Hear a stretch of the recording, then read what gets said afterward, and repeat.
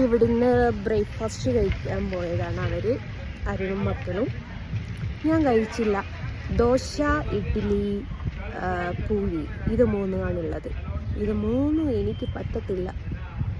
അപ്പോൾ നിങ്ങളൊക്കെ കണ്ടല്ലോ, ജിതിനേട്ടനൊരു ഗിഫ്റ്റ് തന്നു. അതും മേടിച്ച് ഞാനിങ്ങ് പോന്നു. എനിക്ക് ഈ പറഞ്ഞ സംഭവങ്ങളൊന്നും ബ്രേക്ക്ഫാസ്റ്റ് എന്നില്ല, ഉയിന് സംബന്ധമായിട്ടുള്ള കാര്യങ്ങളോ അല്ലെ എണ്ണ പൊരിച്ചതോ അങ്ങനെയൊക്കെ. പൊരിച്ച പത്തിരിയൊക്കെ കഴിക്കട്ടോ, കഴിക്കുന്നൊരു വ്യക്തിയേ അല്ല. അപ്പം എൻ്റെ പിള്ളേരുണ്ട് ചായ കുടിച്ചിട്ട് വരുന്നത്. ഇതെനിക്ക് ഭയങ്കര സർപ്രൈസായിപ്പോയി. എനിക്ക് ഭയങ്കര ഇഷ്ടമായി. എനിക്ക് ബൊമ്മ എന്ന് പറയുന്നത് വളരെയധികം ഇഷ്ടമുള്ളൊരു സംഭവമാണ്. അപ്പോൾ ഇത് കിട്ടിയപ്പം ഞാൻ ഹാപ്പിയായി ഗൈസ്. ഒട്ടും പ്രതീക്ഷിച്ചില്ല.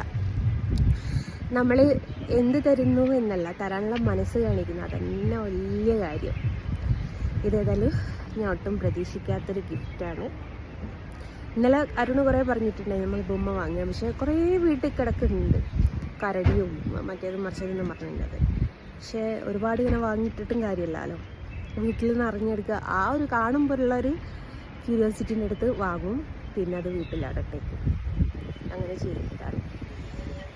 തണുക്കുന്നുണ്ടല്ലേ, ജാക്കറ്റ് ഇട്ടിടയോ, തണുത്ത കാറ്റ്.